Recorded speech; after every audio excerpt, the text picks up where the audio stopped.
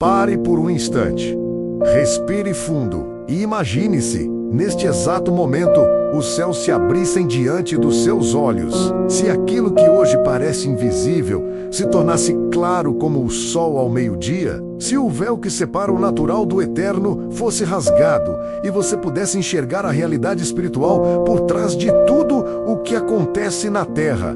O livro do Apocalipse não é uma história de terror, não é um enigma indecifrável reservado apenas para teólogos. Não é um código secreto criado para confundir os fiéis. Ele é um chamado urgente, um despertar para uma geração que corre, mas não sabe para onde vai. Uma revelação para corações que vivem distraídos com o passageiro e esquecem o eterno.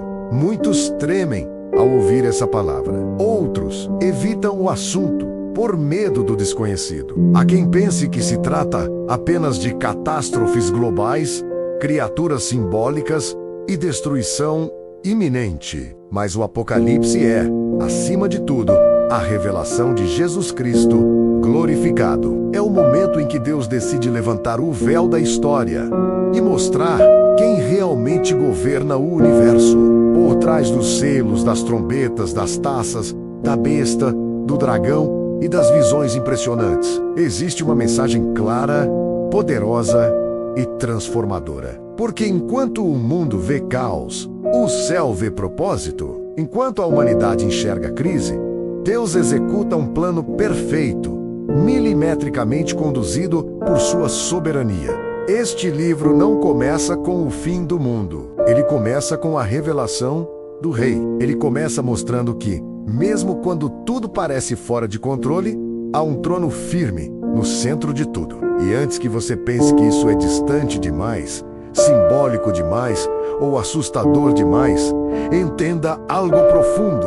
O Apocalipse não fala apenas sobre o amanhã. Ele fala sobre hoje, sobre escolhas que você faz, sobre fidelidade em tempos difíceis, sobre perseverança quando ninguém está olhando, sobre quem realmente ocupa o trono do seu coração. Hoje você vai iniciar uma jornada que muitos temem, mas poucos compreendem. Prepare seu espírito, porque cada visão revelada não aponta para desespero, aponta para a vitória. Se você crê que Deus continua soberano sobre a história, escreva nos comentários: o Cordeiro reina. Antes que qualquer selo seja aberto, antes que qualquer trombeta soe, antes que o juízo alcance a terra, algo extraordinário acontece. A revelação começa em um lugar de solidão. João, já idoso, carrega no corpo as marcas da perseguição. Ele não está em um palácio, não está cercado de honra, está exilado na ilha de Patmos, uma pequena ilha rochosa, usada como prisão pelo Império Romano. Ele foi enviado para lá por causa da palavra de Deus. Aparentemente esquecido pelos homens, aparentemente silenciado pelo poder político, aparentemente no fim da vida. Mas é justamente no isolamento que o céu se abre. Há momentos em que Deus permite o deserto para revelar o eterno. Em um dia comum, enquanto estava em espírito e oração, João ouve algo que muda tudo. Uma voz forte, penetrante, como o som de uma trombeta ecoando na eternidade. A voz declara: eu sou o Alfa e o Ômega, o princípio e o fim. Quando João se vira para ver quem fala, ele não encontra o Jesus humilde que caminhou pelas estradas da Galileia. Ele vê o Cristo glorificado. Seus olhos brilham como fogo ardente. Sua voz ressoa como muitas águas. Seu rosto irradia como o sol em pleno esplendor. Em sua mão, estrelas. De sua boca, uma espada afiada. Ele está vestido de majestade. Não é mais o servo sofredor. É o Rei eterno. João cai como morto aos seus pés. E aqui está algo poderoso. O mesmo Jesus, que se revela em glória, também se aproxima com graça. Ele toca João e diz: não temas. Essa é a primeira mensagem do Apocalipse. Não tenha medo. O Cristo revelado no fim é o mesmo que venceu a morte. Ele Ele esteve morto, mas agora vive para todo o sempre e segura nas mãos as chaves da morte e do inferno. Antes de revelar os acontecimentos futuros, Jesus ele revela quem ele é, porque entender os eventos sem conhecer o rei gera pânico, mas conhecer o rei muda completamente a perspectiva. Se você acredita que Jesus continua vivo e reinando, escreva nos comentários. Ele vive e reina. Depois de revelar sua glória, Jesus não fala imediatamente sobre juízos ou catástrofes. Ele começa falando com a igreja. Antes de tratar do mundo, ele trata do coração do seu povo. 7 igrejas da Ásia recebem mensagens diretas do Cristo ressurreto. Não são palavras genéricas, são palavras específicas, penetrantes, que enxergam o que ninguém mais vê. Ele conhece as obras, conhece a perseverança, conhece o cansaço, conhece as lágrimas escondidas, mas também conhece a frieza disfarçada de rotina, a fé que perdeu o primeiro amor, a tolerância ao erro, o comodismo espiritual. Em cada carta há elogio, mas também correção, há promessa, mas também alerta. Uma igreja persevera sob perseguição intensa. Outra parece viva, mas está espiritualmente morta. Uma mantém aparência de riqueza, mas é pobre diante de Deus. Outra é pequena, fraca aos olhos humanos, mas fiel.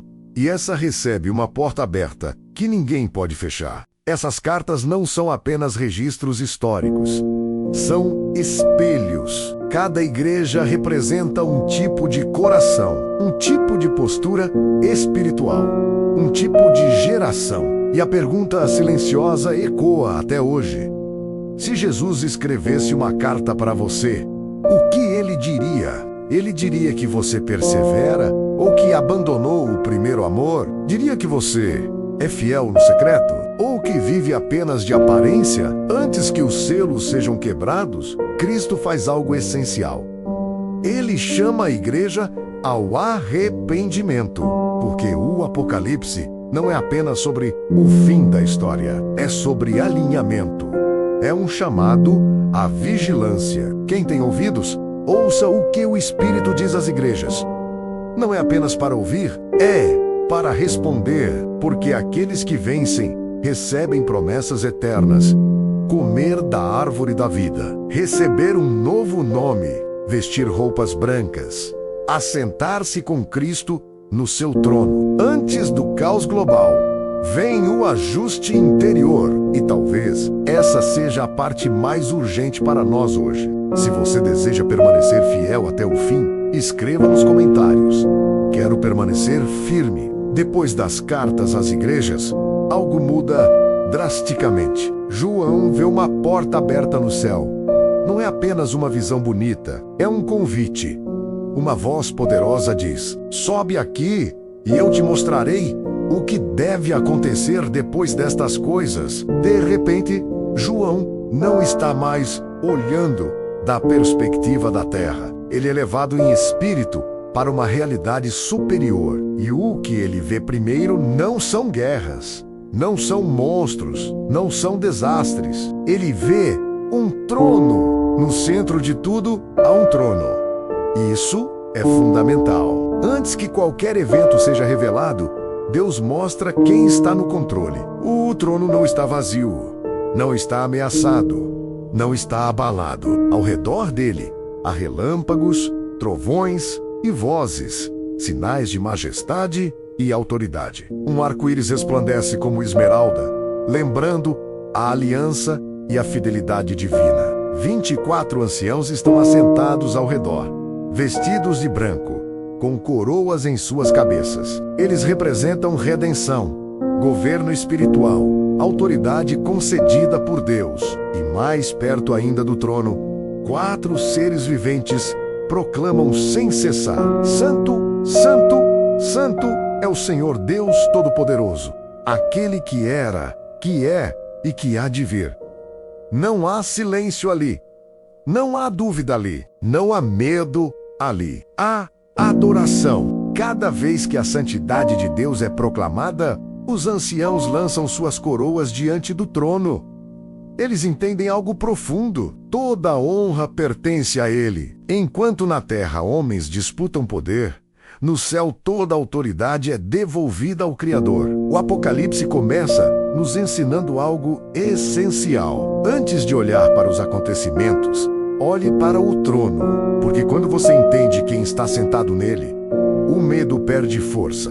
O caos da terra nunca anulou a soberania do céu. Se você crê que Deus continua no trono, escreva nos comentários. O trono pertence a Ele. No centro daquela sala celestial, diante do trono glorioso, João percebe algo que muda completamente o rumo da visão. Há um livro. Não é um livro comum. É um rolo escrito por dentro e por fora, completamente cheio, selado com 7 selos. Ele representa o plano definitivo de Deus, o desfecho da história humana, o juízo, a redenção, a restauração final. Mas há um problema.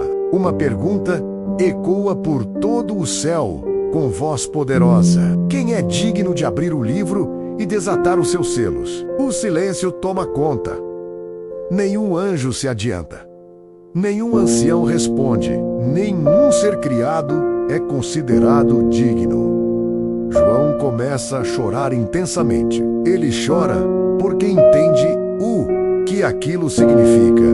Se ninguém for digno, o plano não será revelado. A injustiça continuará. O mal permanecerá impune. A história ficará sem conclusão. Mas então, um dos anciãos se aproxima e diz algo que ecoa esperança.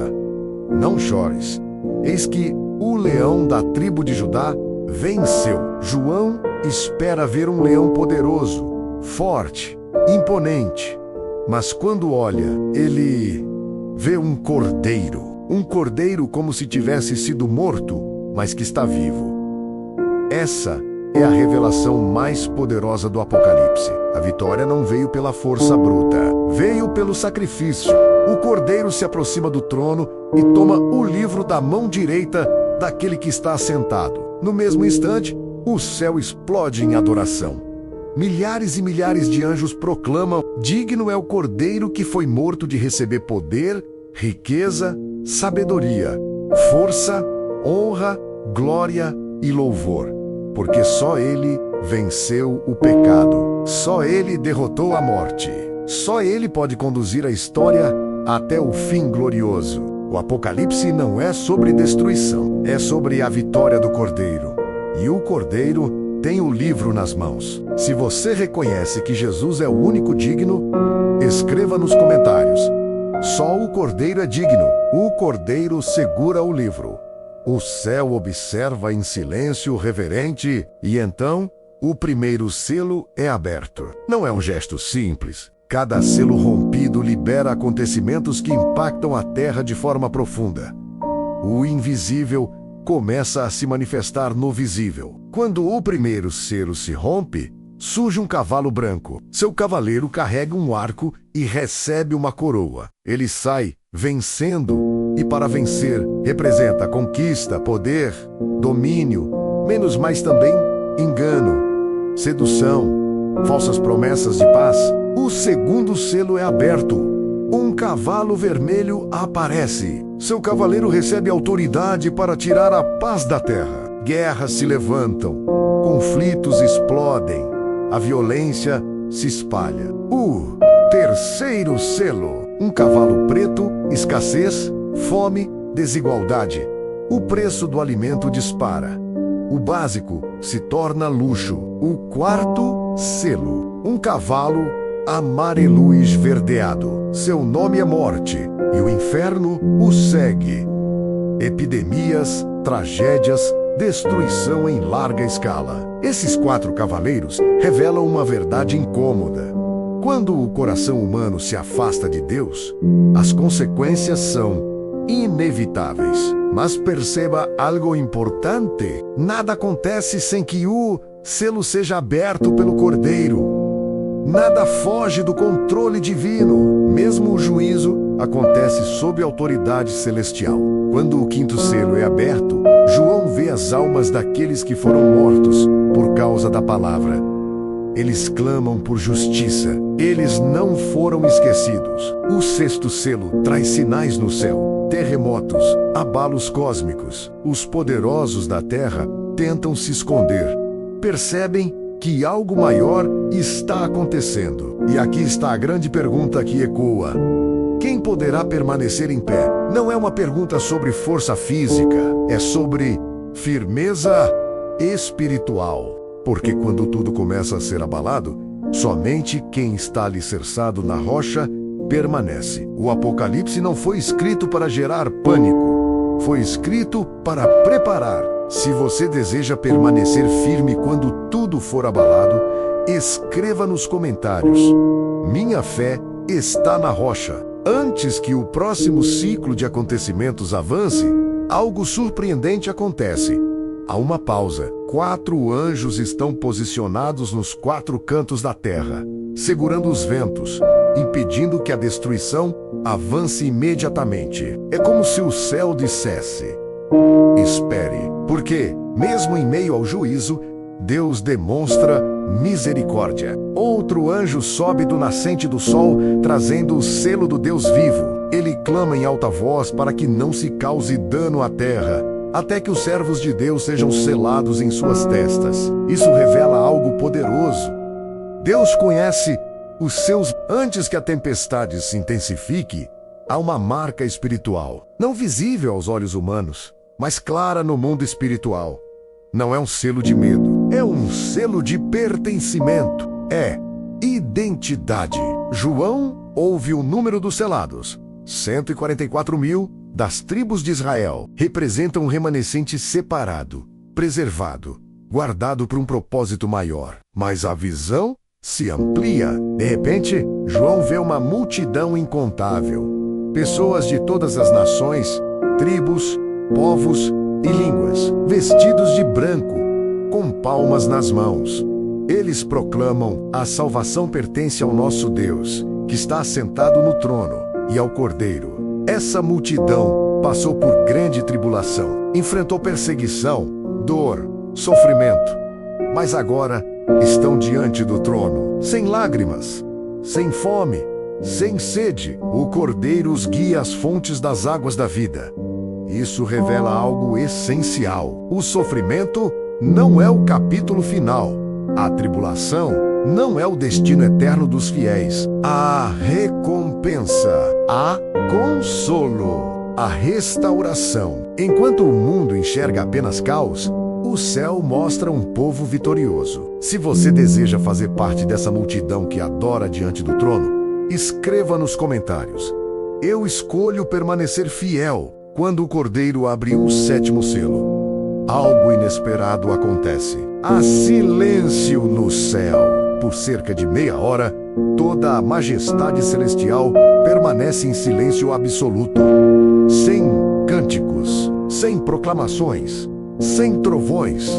Silêncio. Esse silêncio não é vazio, é reverência, é expectativa, é o peso do que está prestes a acontecer. 7 anjos recebem 7 trombetas. Outro anjo se aproxima do altar com um incensário de ouro. Ele oferece incenso misturado com as orações dos santos. A fumaça sobe diante de Deus. Isso é poderoso. Cada oração feita no secreto, cada clamor silencioso, cada lágrima derramada em fé, nada foi ignorado. As orações sobem como um aroma agradável diante do trono. Então o anjo pega fogo do altar e lança sobre a terra relâmpagos, vozes, trovões, um grande terremoto. As trombetas começam a soar. A primeira trombeta atinge a vegetação da terra. A segunda transforma a parte do mar em sangue. A terceira atinge as águas doces. A quarta fere o sol, a lua e as estrelas. A criação começa a ser abalada, mas novamente tudo acontece sob ordem divina. Nada é aleatório, nada é descontrolado. E no meio de tudo isso, um anjo voa pelo céu proclamando: ai, ai, ai, dos que habitam na terra.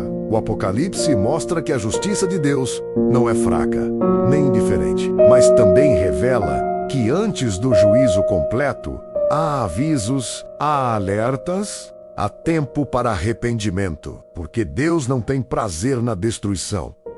Ele deseja que corações retornem para Ele. A pergunta continua ecoando. Estamos atentos aos sinais ou distraídos pelo mundo? Se você quer estar vigilante e preparado, escreva nos comentários. Eu escolho estar desperto. Quando a quinta trombeta soa, algo profundamente simbólico e assustador é revelado. Uma estrela cai do céu à terra, e a ela é dada a chave do poço do abismo. Ao abrir esse abismo, uma fumaça espessa sobe como de uma grande fornalha, escurecendo o sol e o ar. Dessa fumaça saem criaturas descritas como gafanhotos, mas não são comuns. Recebem autoridade para atormentar aqueles que não possuem o selo de Deus. Não têm poder para matar, apenas para afligir. Isso revela uma verdade espiritual poderosa.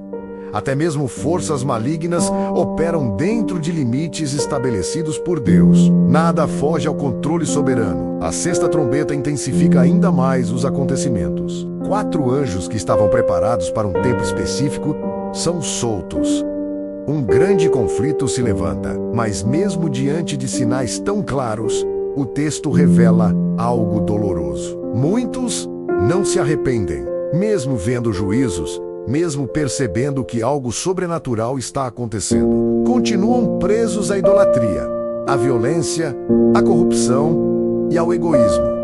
Isso nos ensina algo profundo. O problema nunca foi falta de sinais.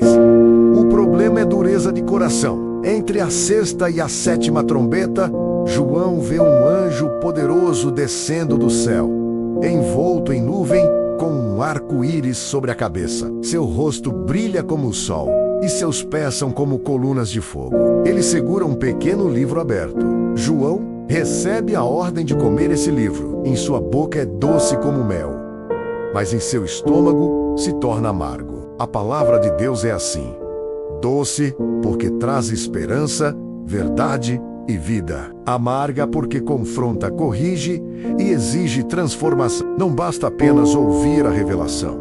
É preciso internalizá-la. A mensagem não é apenas para ser admirada, é para ser vivida. Se você deseja ter um coração sensível à voz de Deus, escreva nos comentários: Senhor, amolece meu coração. João recebe uma ordem inesperada. Ele deve medir o templo de Deus, o altar e os que ali adoram. Mas o átrio exterior não deve ser medido, pois foi entregue às nações. Isso representa a separação.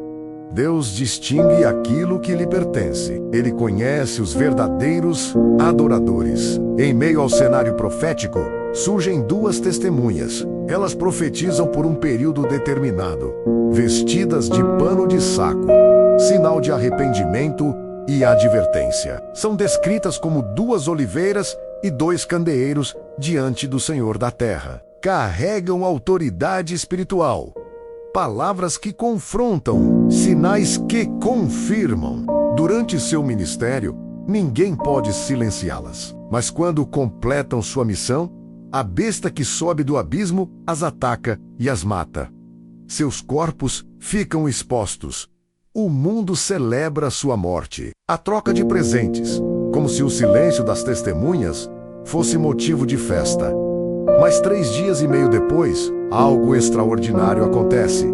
O sopro de vida, vindo de Deus, entra nelas. Elas se levanta e grande temor cai sobre os que assistem. Uma voz do céu diz: subi para aqui. E elas sobem diante de todos. Essa cena revela algo profundo. A verdade pode ser rejeitada, pode ser combatida, pode parecer derrotada, mas jamais será vencida. Porque o que é enviado por Deus cumpre seu propósito. Logo depois, a 7ª trombeta soa. Vozes no céu proclamam: o reino do mundo se tornou de nosso Senhor e do seu Cristo, e ele reinará para todo o sempre. A história caminha para um desfecho inevitável. Não importa quanto o mal resista, o reino prevalecerá. Se você crê que o reino de Deus vencerá, escreva nos comentários: o reino pertence ao Senhor. Um grande sinal aparece no céu. Uma mulher vestida de sol, com a lua debaixo dos pés e uma coroa de 12 estrelas sobre a cabeça.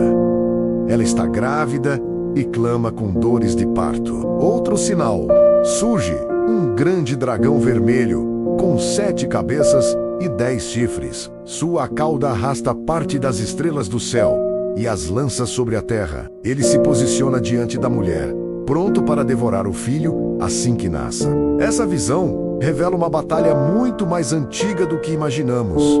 Não é apenas uma guerra terrena, é um conflito espiritual que atravessa gerações. A mulher dá à luz um filho que governará todas as nações com cetro de ferro. Mas o filho é arrebatado para Deus e para o seu trono. O dragão é identificado claramente, a antiga serpente chamada Diabo e Satanás. O acusador, ele é lançado à terra após uma batalha no céu. Miguel e seus anjos lutam contra ele, e há uma declaração poderosa. Eles o venceram pelo sangue do Cordeiro e pela palavra do seu testemunho. Essa é a chave da vitória. Não é força humana, não é estratégia política, é o sangue do Cordeiro. Satanás sabe que seu tempo é curto, por isso intensifica sua perseguição. Mas mesmo na perseguição, há proteção. A mulher recebe asas para ser sustentada no deserto. Isso revela que Deus preserva os seus no meio da guerra espiritual. O Apocalipse nos mostra que existe uma batalha invisível acontecendo, mas também deixa claro que o desfecho já foi decidido. A vitória não será improvisada. Ela já foi conquistada na cruz. Se você declara que foi vencido pelo sangue do Cordeiro, escreva nos comentários: eu sou mais que vencedor. Do mar surge uma besta. Ela tem 10 chifres e 7 cabeças. Recebe poder, trono e grande autoridade do dragão. Sua aparência é impressionante. Sua influência é global e sua autoridade alcança povos, línguas e nações. O mundo a admira. Perguntam maravilhados: quem é semelhante à besta? Quem pode guerrear contra ela? Ela profere palavras arrogantes, blasfêmias contra Deus, persegue os santos. Mas há algo crucial: sua autoridade é temporária, tudo tem prazo determinado. Depois, outra besta surge, desta vez da terra. Parece cordeiro, mas fala como dragão. Engana, seduz, opera sinais impressionantes para convencer a humanidade a adorar a primeira besta. É o retrato do engano espiritual disfarçado de aparência inofensiva. Ela estabelece uma marca, um sinal de lealdade ao sistema. Sem essa marca, ninguém pode comprar ou vender. Aqui, o texto revela algo profundo. O conflito final não será apenas militar ou político. Será espiritual. Será sobre adoração. Quem você adora? Quem governa suas decisões? A quem você se curva? O Apocalipse não foi escrito para gerar paranoia, mas discernimento. Ele mostra que haverá pressão, haverá sedução, haverá sistemas que tentarão substituir Deus no coração das pessoas. Mas também revela que há um povo que permanece fiel. Eles não se vendem, não se curvam. Não negociam sua fé, porque sabem que a verdadeira marca é pertencer ao Cordeiro. A besta pode impressionar o mundo, mas não pode tocar aqueles que estão selados por Deus. A pergunta ecoa mais uma vez: sua lealdade está firmada em quem? Se você declara que sua adoração pertence somente a Deus, escreva nos comentários: eu pertenço ao Cordeiro. Depois da descrição da besta e de seu sistema, João vê outra cena poderosa. O Cordeiro está de pé sobre o Monte Sião, e com ele estão 144.000 que trazem o nome do Pai, escrito em suas testas. Enquanto o mundo se curva à marca da besta, há um povo marcado pela presença de Deus. Eles não foram seduzidos, não negociaram sua fidelidade. Não trocaram o eterno pelo temporário. Uma voz como o som de muitas águas ecoa do céu. É como o som de arpistas tocando. Eles cantam um cântico novo diante do trono, um cântico que ninguém mais pode aprender. Isso revela intimidade. Há experiências espirituais reservadas para aqueles que permanecem fiéis. Em seguida, 3 anjos proclamam mensagens urgentes à humanidade. O primeiro anuncia o Evangelho eterno. Temei a Deus e dai-lhe glória. O segundo declara a queda de Babilônia, menos símbolo de um sistema corrompido, orgulhoso, sedutor. O terceiro adverte sobre as consequências de adorar a besta. O contraste fica claro. De um lado, o sistema que promete poder imediato. Do outro, o reino que exige perseverança. João então vê alguém semelhante ao Filho do Homem com uma foice afiada. A colheita da terra chega. Nada ficará para sempre oculto. Nada permanecerá indefinido. O tempo da decisão termina. O tempo da colheita começa. O Apocalipse mostra que a história caminha para um ponto culminante e no final não haverá zona neutra. Ou se pertence ao sistema que cai, ou ao reino que permanece. Se você escolhe permanecer ao lado do Cordeiro até o fim, escreva nos comentários: eu escolho o reino eterno. João vê outro sinal no céu: 7 anjos, com as 7 últimas pragas. São chamadas de últimas porque com elas se completa a ira de Deus. Mas antes que as taças sejam derramadas, João vê algo emocionante.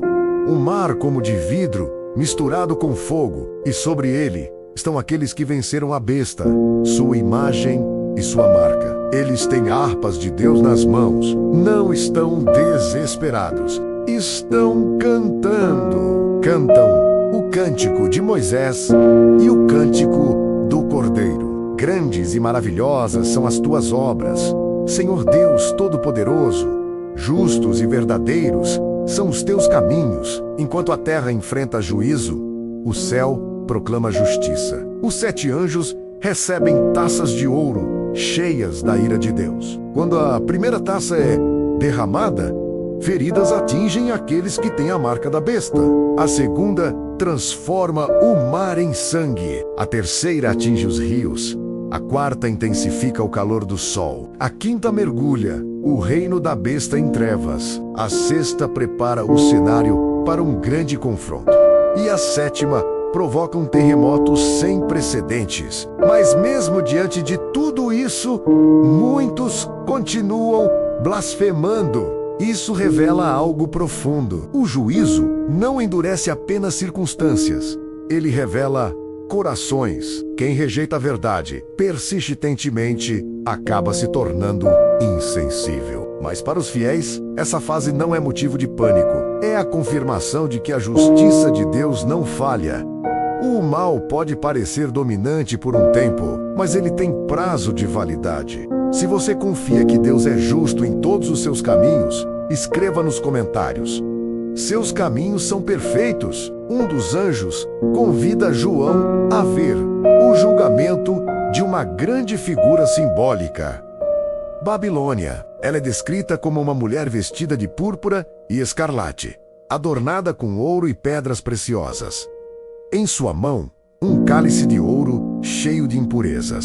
Ela representa o sistema corrompido que seduziu nações, um modelo de poder, luxo, orgulho e rebelião contra Deus. Governantes se aliaram a ela. Comerciantes enriqueceram com ela. Povos se embriagaram com sua influência, mas sua base era frágil. Sua prosperidade estava construída sobre injustiça. De repente, o anúncio ecoa: Caiu a grande Babilônia. O que parecia indestrutível desmorona em um único momento. Os reis lamentam. Os comerciantes choram. Os que enriqueceram com seu sistema entram em desespero, porque aquilo em que confiaram não era eterno. O Apocalipse revela que tudo o que é construído sem Deus pode brilhar por um tempo, mas não permanece. Enquanto a terra lamenta, o céu celebra, porque a justiça foi feita. porque a opressão chegou ao fim, porque o engano perdeu força. Babilônia simboliza tudo aquilo que tenta ocupar o lugar de Deus no coração: poder, dinheiro, status, controle, mas nada disso resiste quando o Senhor decide agir. A queda de Babilônia nos ensina algo vital. Não invista sua esperança no que é passageiro. Não construa sua identidade no que pode ruir. O que vem do mundo impressiona. O que vem de Deus permanece. Se você decide colocar sua esperança apenas no que é eterno, escreva nos comentários: minha esperança está no Senhor. Depois da queda de Babilônia, o céu explode em celebração. Uma grande multidão proclama: Aleluia! A salvação, a glória e o poder pertencem ao nosso Deus. O que na terra foi lamento, no céu é vitória. A injustiça foi julgada, a corrupção foi removida, o sistema que oprimia perdeu sua força. E então, algo ainda maior é anunciado. Chegou o tempo das bodas do Cordeiro. Essa é uma das imagens mais belas de toda a revelação. Cristo, o Cordeiro, que venceu pelo sacrifício, agora se une à sua noiva. A noiva está vestida de linho fino, puro e resplandecente, que representa as obras justas dos santos. Isso revela algo profundo. Nossa fidelidade hoje prepara nosso encontro eterno. Não é apenas sobre escapar do juízo, é sobre participar de uma celebração gloriosa. João tenta se prostrar diante do anjo que lhe mostra essas coisas, mas o anjo o impede.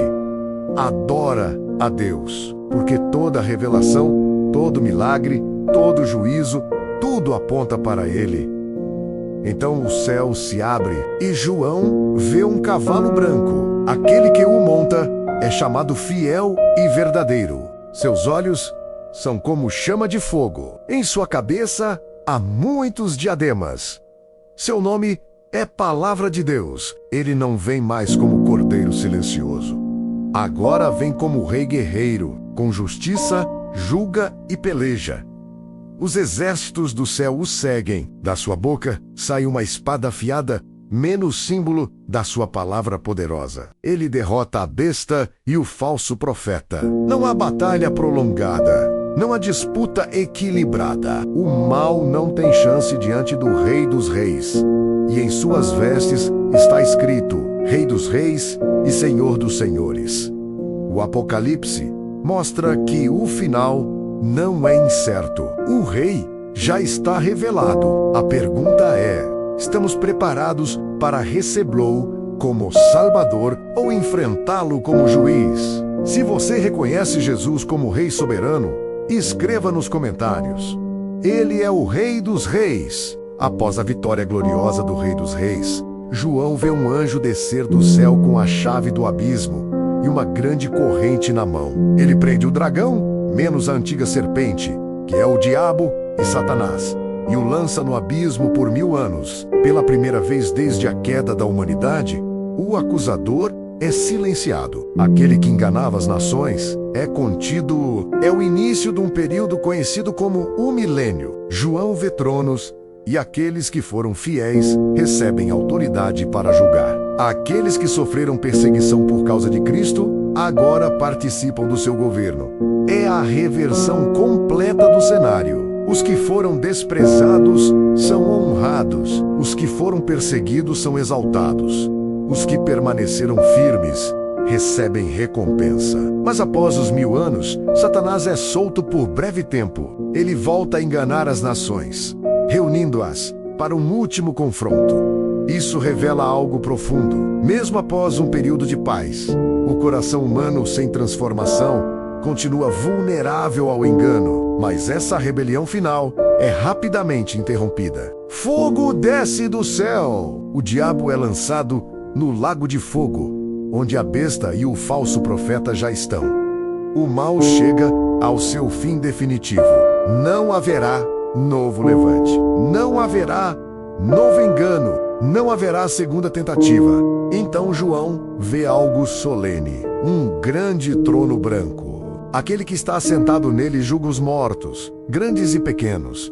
livros são abertos, e outro livro é aberto, o livro da vida. Cada pessoa é julgada segundo suas obras. E aqueles cujos nomes não estão escritos no livro da vida enfrentam separação eterna. Esse é o momento mais sério da revelação. Não é sobre medo, é sobre responsabilidade. A eternidade é real. As escolhas importam. O livro da vida não é simbólico de religião, é sobre relacionamento com um cordeiro. Se você deseja que seu nome esteja escrito no livro da vida, escreva nos comentários: meu nome pertence ao Senhor. Depois do juízo do grande trono branco, João vê algo extraordinário: um novo céu e uma nova terra, porque o primeiro céu e a primeira terra passaram. Não há mais caos, não há mais corrupção, não há mais sistema humano falho. E ele vê a cidade santa menos a Nova Jerusalém, menos descendo do céu, adornada como uma noiva preparada para o seu marido. Essa imagem é profundamente simbólica. Não é apenas um lugar, é a manifestação plena da presença de Deus com seu povo. Então uma voz poderosa declara: eis o tabernáculo de Deus com os homens.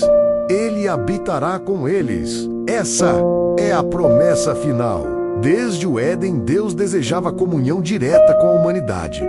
Agora não há mais separação, não há mais véu, não há mais distância.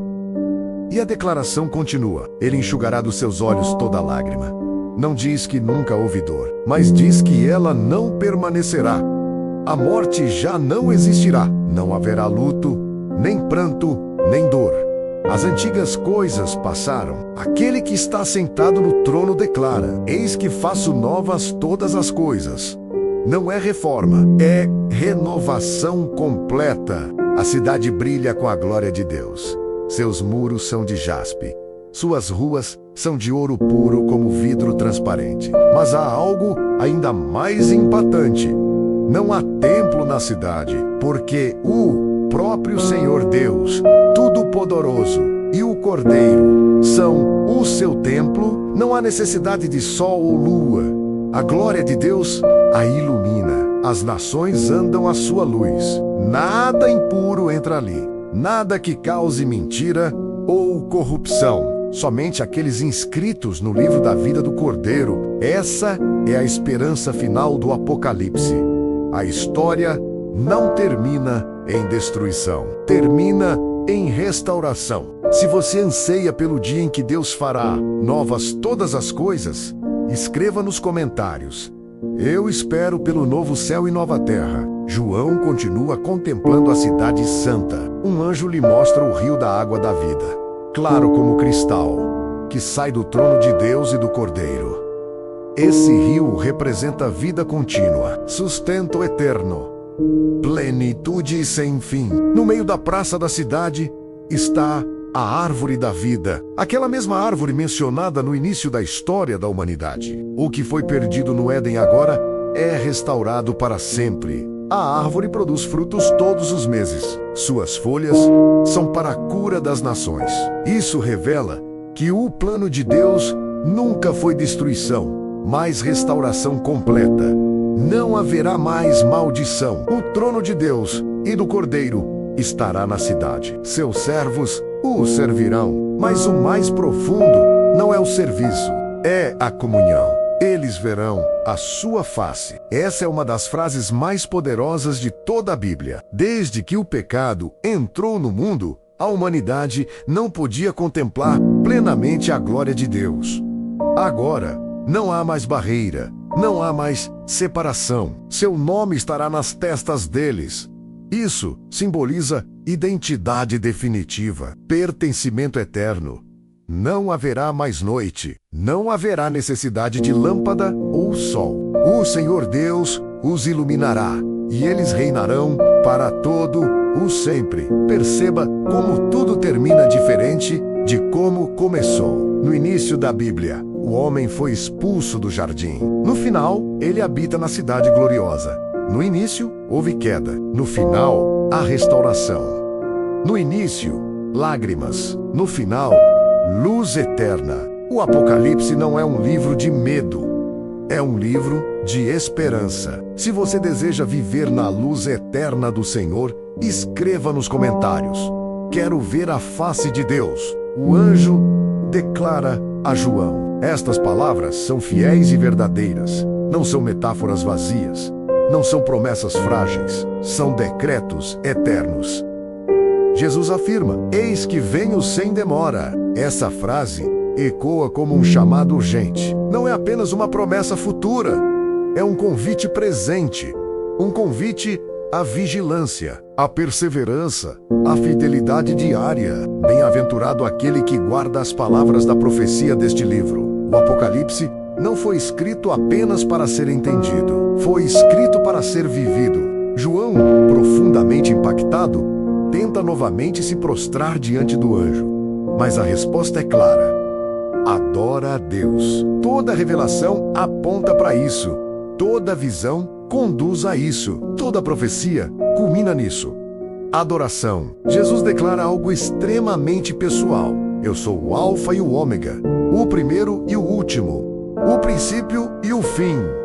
Ele estava no início da criação, estará no encerramento da história e permanece presente agora. Há uma advertência final: fora ficam os que rejeitam a verdade, e uma promessa final: bem-aventurados os que lavam as suas vestes. Então vem o convite mais emocionante. O Espírito e a noiva dizem: vem. E quem ouve também diga: vem. Quem tem sede, venha. Quem quiser, receba gratuitamente da água da vida. A Bíblia termina com esperança, termina com graça, termina com expectativa. Aquele que testifica estas coisas diz: certamente venho sem demora. E a resposta da igreja atravessa séculos: amém.